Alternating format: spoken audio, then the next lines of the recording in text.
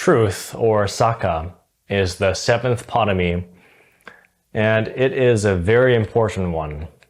Although a culture may be able to get by for some time without virtues like patience or generosity or renunciation, a society that has made untruthfulness and lying commonplace would corrode the very foundation of trust upon which everything functions and prospers.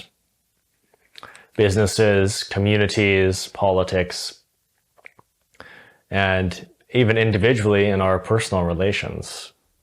Without trust, cooperation and progress become nearly impossible. In Buddhism, the concept of two truths recognizes two distinct levels of understanding.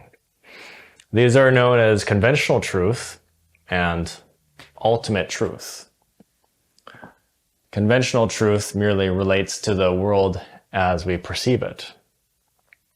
It is the reality of appearances and phenomena.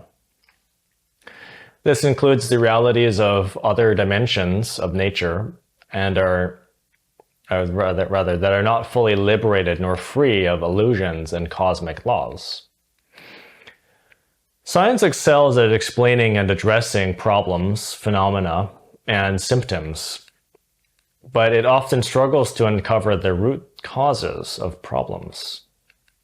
This is because higher truths often transcend the realm of scientific inquiry.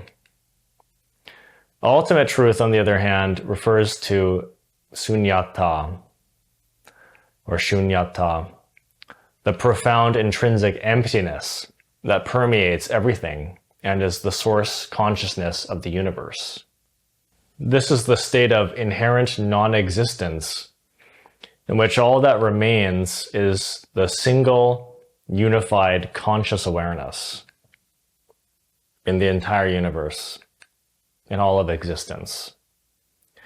There are also more specific ultimate truths that are considered so because they abide by laws that are universal and unchanging.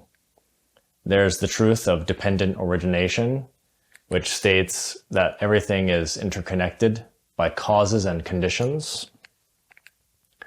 There is the truth of impermanence, which states that all phenomena are constantly changing and impermanent. There is the truth of non-self, which states that there is unchanging self, or rather, there is no intrinsic, permanent, unchanging self or ego.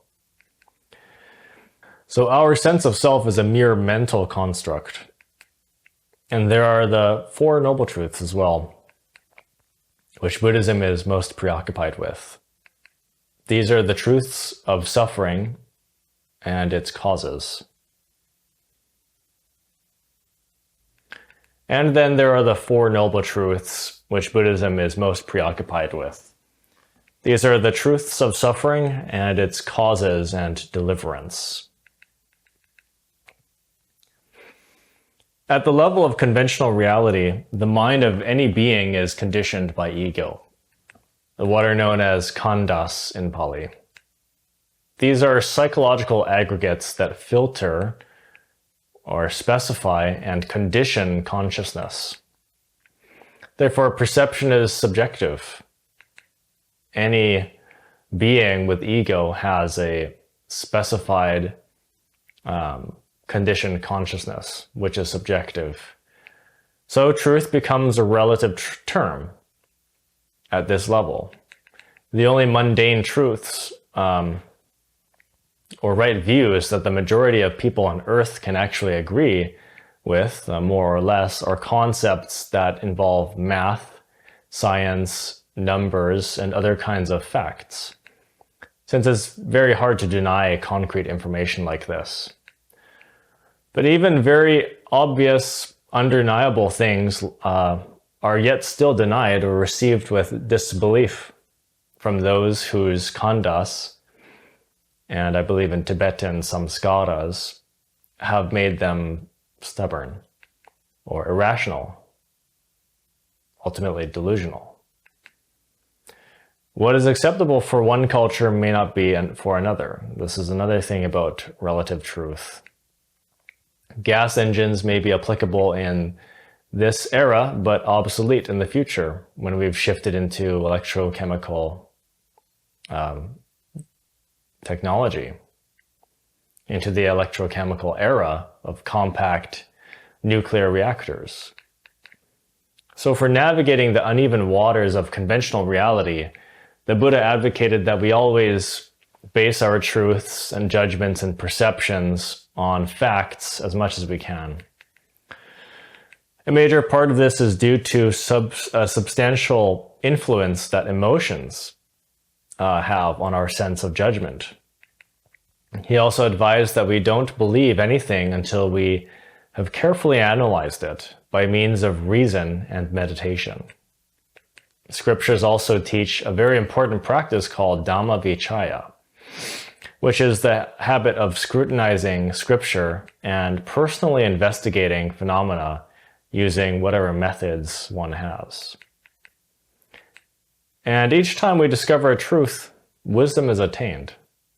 In the Gnostic movement, the appropriate synonym they use is comprehension. So it means to deeply understand something to the point at which our mind changes fundamentally, and a level of liberation occurs. You cannot be wise if you do not see the truth, and you cannot see the truth if you're not wise. Wisdom and truth are therefore entwined. And the difference between understanding and comprehension is that understanding tends to be intellectual, whereas comprehension is deep enough that not only do you understand something factually or technically, but you are willing to make a change or to stop a bad habit. And that's why it's so deep, because with understanding, you might understand that something's bad, but do it anyway. So comprehension is wisdom.